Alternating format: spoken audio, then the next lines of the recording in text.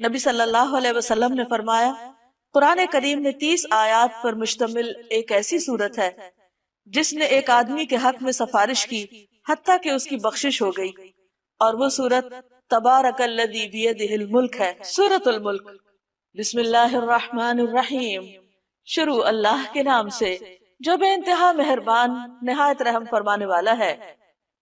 تبارک الذی بیدہ الملک وہو علی کل شیء قدیر، نہایت بزرگ و برتر ہے، بہت بابرکت ہے وہ جس کے ہاتھ میں کائنات کی سلطنت ہے، ہر چیز کا مالک، ہر چیز کا بادشاہ، اور وہ ہر چیز پر قدرت بھی رکھتا ہے، یعنی ایسا بادشاہ نہیں کہ جو بے اختیار ہو، بلکہ وہ ہر ایک چیز کو اپنے کنٹرول میں رکھتا ہے، کوئی چیز اس کے اذن کے بغیر ادھر سے ادھر نہیں ہو سکتی۔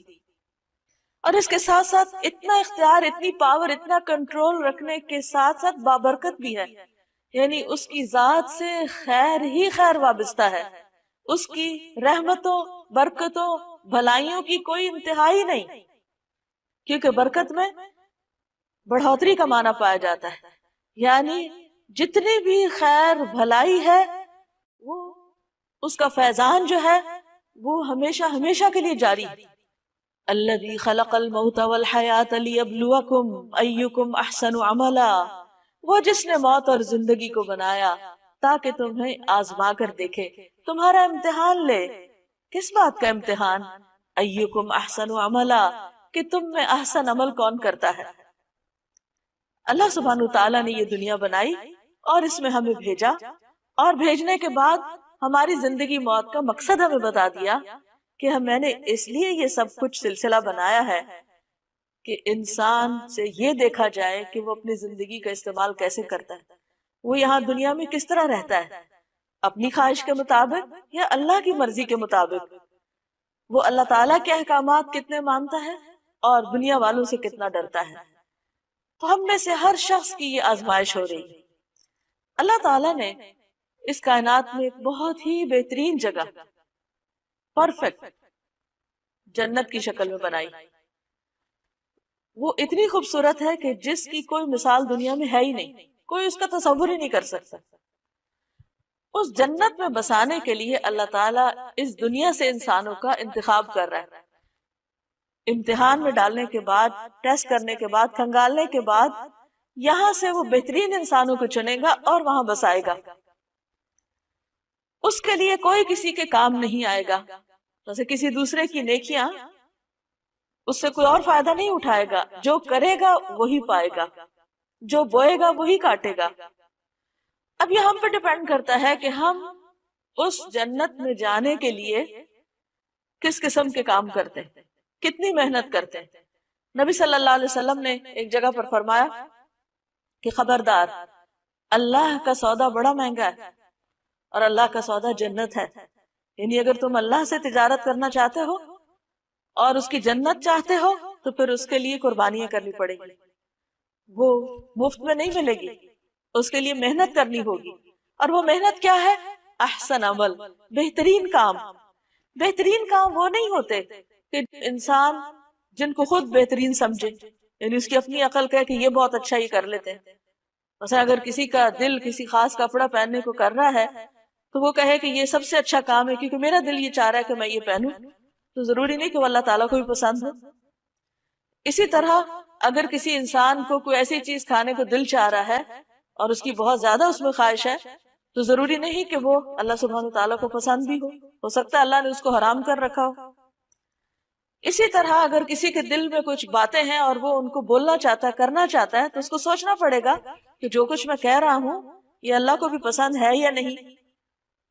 اسی طرح انسان اپنی مرضی سے کچھ سوچنا چاہتا ہے، کچھ اپنے دل دماغ میں اس کے خیالات ہیں اور وہ ان کو بہت انجوائے کرتا ہے، لیکن ضروری نہیں کہ وہ خیالات اللہ تعالیٰ کو بھی پسند ہوں۔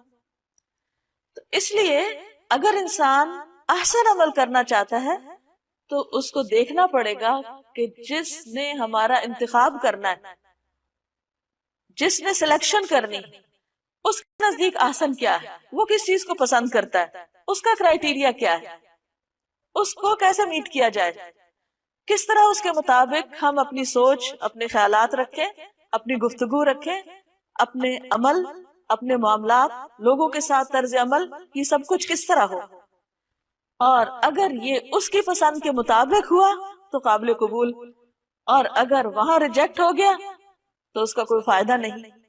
تو فرمایا اس نے موت اور زندگی کو بنایا تاکہ تمہارا امتحان لے۔ ہر شخص امتحان میں ہے، اللہ تعالیٰ اچھے یا برے ہر طرح کے حالات سے بھی انسان کو آزما رہا ہے کہ ان حالات میں انسان کرتا کیا ہے۔ مثلا انسان کے اوپر دو حالتوں میں سے ایک حالت ہوتی ہے، یا وہ بہت خوش ہوتا ہے یا وہ تکلیف میں ہوتا ہے، یا وہ بس بیچ میں ہی درمیان میں ہوتا ہے۔ اب آپ دیکھیے کہ اگر وہ خوش ہے تو اس سے دیکھا یہ جاتا ہے کہ خوشی میں یہ کرتا کیا ہے، اللہ کی رضا کے کام یا ناراضگی کے کام، اللہ کا شکر ادا کرتا ہے یا ناشکری کرتا ہے۔ اسی طرح اگر وہ تکلیف میں ہے تو پھر اس کو دیکھا جا رہا ہے، اس کا امتحان ہو رہا ہے کہ اب یہ کیا کرتا ہے، منہ سے کیا بات نکالتا ہے، لوگوں کے ساتھ کیا رویہ اختیار کرتا ہے، صبر کرتا ہے یا نہیں کرتا۔ اور اگر دو کے بیچ میں ہے، یعنی نہ بہت خوش ہے نہ بہت تکلیف میں ہے، تو اس وقت کو کس طرح استعمال کر رہا ہے، یعنی روٹین میں اپنی روزمرہ زندگی کے جو اس کو اللہ تعالیٰ نے نعمتیں دی ہیں، صحت، زندگی، مال و دولت، اولاد، وقت، جوانی، ان ساری چیزوں کو کس کام میں لگا رہا ہے؟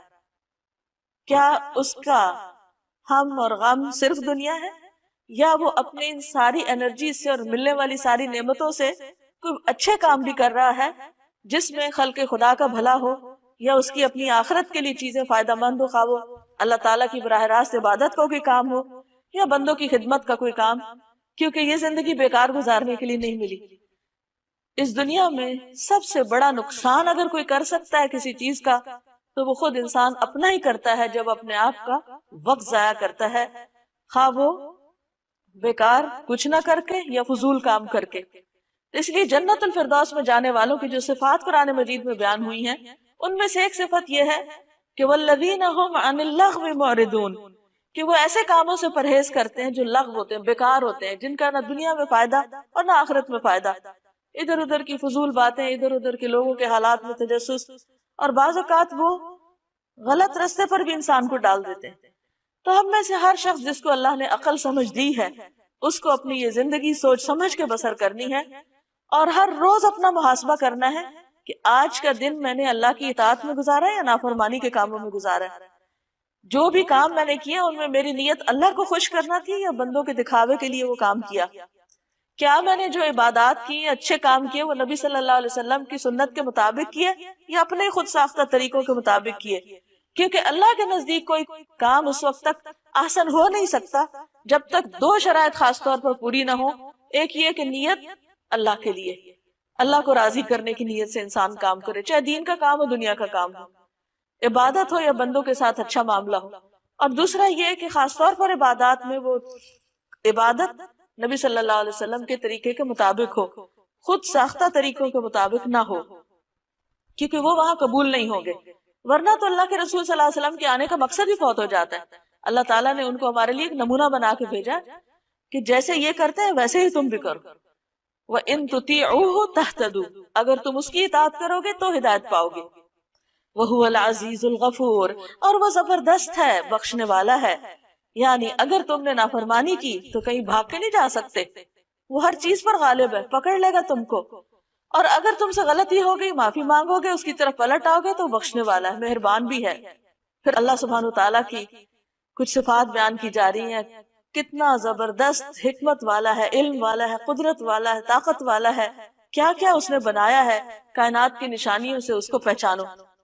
الذی خلق سبع سماوات طباقا، وہ جس نے تہ بر تہ 7 آسمان بنائے، تم رحمان کی تخلیق میں کسی قسم کی بے ربطی نہ پاؤ گے، پرفیکٹ ہے، پورا ویل آرگنائزڈ اور ڈسپلن میں ہے ہر چیز۔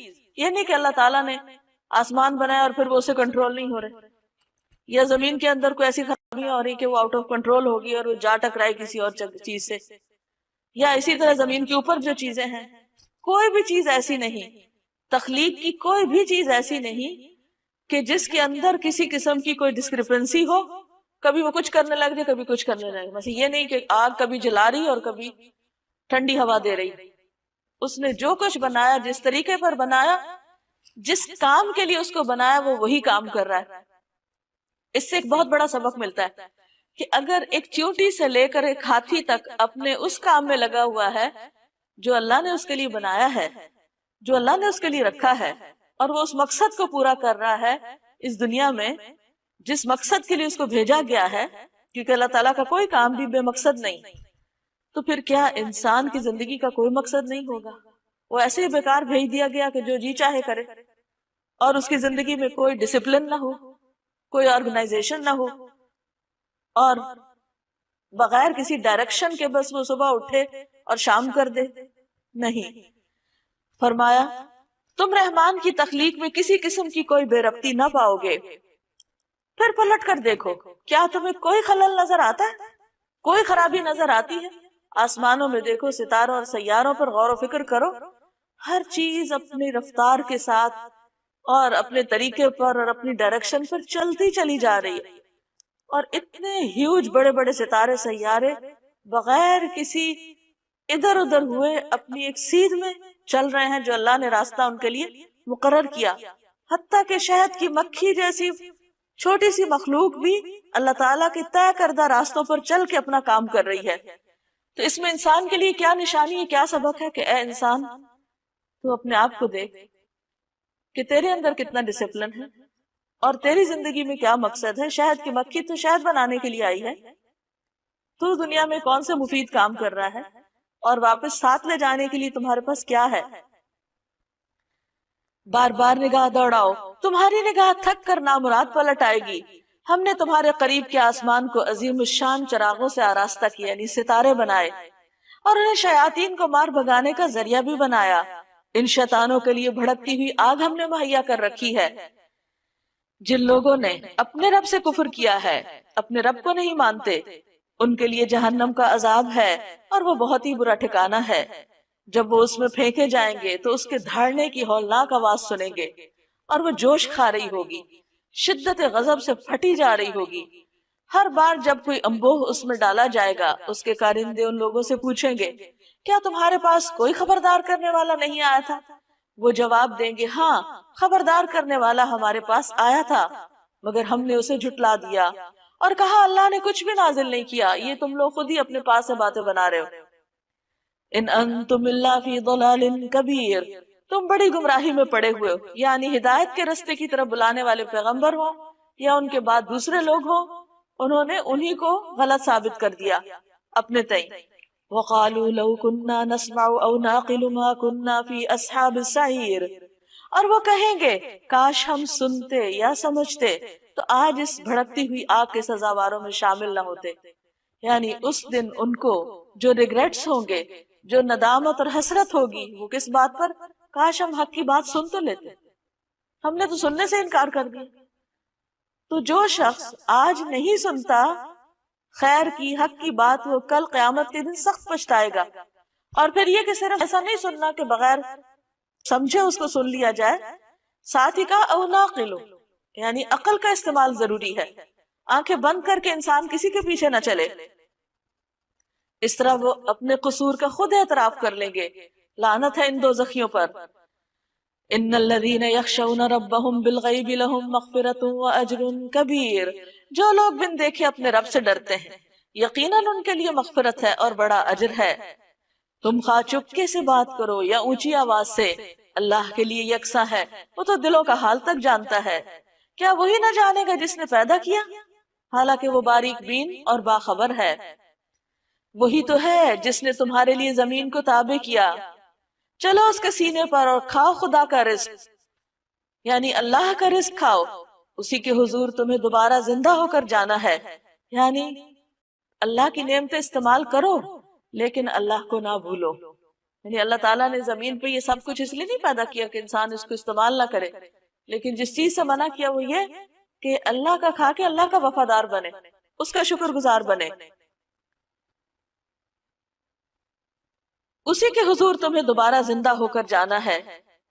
کیا تم اس سے بے خوف ہو کہ وہ جو آسمان میں ہے تمہیں زمین میں دھسا دے؟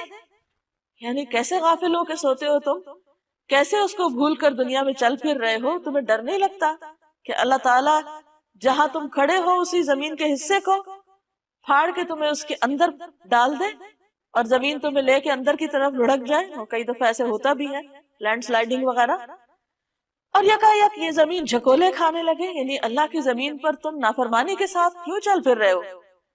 کیا تم اس سے بے خوف ہو کہ وہ جو آسمان میں ہے تم پر پتھراؤ کرنے والی ہوا بھیج دے؟ پھر تمہیں معلوم ہو جائے گا کہ میری تنبیہ کیسی ہوتی ہے۔ ان سے پہلے گزرے ہوئے لوگ جھٹلا چکے ہیں، پھر دیکھ لو کہ میری گرفت کیسی سخت تھی۔ کیا یہ لوگ اپنے اوپر اڑنے والے پرندوں کو پر پھیلائے اور سکیڑتے نہیں دیکھتے؟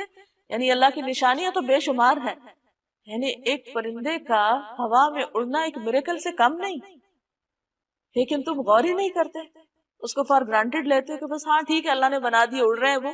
اس میں بہت بڑا سبق ہے تمہارے لیے، انہیں غور سے دیکھو، شعوری طور پر دیکھو۔ رحمان کے سوا کوئی نہیں جو انہیں تھامے ہوئے ہو، یعنی جو ایک پرندہ بھی اڑ رہا ہے تو اللہ کی حفاظت میں اڑ رہا ہے۔ اللہ نے اس کو ایسا جسم دیا، ایسی ہڈیاں دی کھوکھلی، ایسے پر دیے، اس شیپ کا بنایا کہ وہ اڑ سکے۔ اللہ تعالیٰ نے ہی اس کو یہ طریقہ بھی سکھایا اور پھر اس کو اپنی حفاظت بھی دی، پناہ بھی دی۔ وہی ہر چیز کا نگہبان ہے، یعنی جو پرندوں کی حفاظت کر رہا ہے وہی باقی ہر چیز کی حفاظت کرتا ہے۔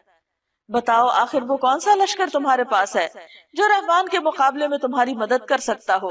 حقیقت یہ ہے کہ یہ منکرین دھوکے میں پڑے ہوئے ہیں۔ یا پھر بتاؤ کون ہے جو تمہیں رزق دے سکتا ہے؟ اگر رحمان اپنا رزق روک لے تو پھر اس کا رزق پا کر اس کا شکر کیوں نہیں ادا کرتے؟ دراصل یہ لوگ سرکشی اور حق سے گریز پر اڑے ہوئے ہیں۔ بھلا سوچو جو شخص منہ اندھائے چل رہا ہو، یعنی بغیر سوچے سمجھے بس ایک روٹین کی لائف گزار رہا ہو، وہ زیادہ صحیح راہ پانے والا ہے، یا وہ جو سر اٹھائے سیدھا ایک ہموار سڑک پر چل رہا ہو، یعنی اپنا راستہ خود اپنی آنکھوں سے دیکھ کر اسٹریٹ پاتھ پر ہو؟ ان سے کہو اللہ ہی ہے جس نے تمہیں پیدا کیا، تم کو سننے اور دیکھنے کی طاقتیں دی، سوچنے سمجھنے والے دل دیے، مگر تم کم ہی شکر ادا کرتے ہو۔ یعنی اللہ نے تمہیں جانوروں کی طرح پیدا نہیں کیا، عقل سمجھ دے کے کیا، لیکن تم کیا صرف جانوروں کی سطح پر زندگی بسر کرو گے کہ جس طرح وہ صرف اپنی خواہشات کی بنا پہ جیتے، کھاتے ہیں، پیتے ہیں، چلتے پھرتے ہیں اور بچے پیدا کرتے اور بات ختم؟ تم بھی ایسی زندگی بسر کرو گے؟ نہیں، اللہ نے تمہیں اپنی عبادت کے لیے پیدا کیا۔ وہ تو اپنی ان بیسک نیڈز کے ساتھ ساتھ اللہ کا ذکر بھی کرتے رہتے ہیں، تو انسان کیا تو اسی غفلت میں پڑا رہے گا؟ ان سے کہو اللہ ہی ہے جس نے تمہیں زمین میں پھیلایا ہے اور اسی کی طرف سمیٹے جاؤ گے۔ یہ کہتے ہیں اگر تم سچے ہو تو بتاؤ یہ وعدہ کب پورا ہوگا، یعنی قیامت کا یا پھر عذاب کا؟ کہو اس کا علم تو اللہ کے پاس ہے، میں تو بس صاف صاف خبردار کر دینے والا ہوں۔ پھر جب یہ اس چیز کو قریب دیکھ لیں گے تو ان سب لوگوں کے چہرے بگڑ جائیں گے جنہوں نے انکار کیا، یعنی آخرت کا عذاب دیکھتے ہی ان کی حالت خراب ہو جائے گی، اور اس وقت ان سے کہا جائے گا یہی ہے وہ چیز جس کے لیے تم تقاضا کر رہے تھے۔ ان سے کہو کبھی تم نے یہ بھی سوچا کہ اللہ خواہ مجھے اور میرے ساتھیوں کو ہلاک کر دے یا ہم پر رحم کرے، کافروں کو دردناک عذاب سے کون بچا لے گا؟ ان سے کہو وہ بڑا رحیم ہے، اسی پر ہم ایمان لائے، اسی پر ہمارا بھروسہ ہے، ان قریب تمہیں معلوم ہو جائے گا کہ سری گمراہی میں پڑا ہوا کون ہے۔ ان سے کہو کبھی تم نے یہ بھی سوچا کہ اگر تمہارے کنوؤں کا پانی زمین میں اتر جائے تو کون ہے جو اس پانی کی بہتی ہوئی سوتیں تمہیں نکال کر لا دے گا؟ یعنی اس زمین پر جو کچھ ہے اللہ کا ہے، اگر تم اس سے فائدہ اٹھا رہے ہو تو اللہ کے اذن سے فائدہ اٹھا رہے ہو، اور اگر وہ اپنی نعمتیں واپس لے لے تو تمہارے پاس کوئی زور نہیں کہ تم ان نعمتوں کو اپنی طاقت سے لے آؤ۔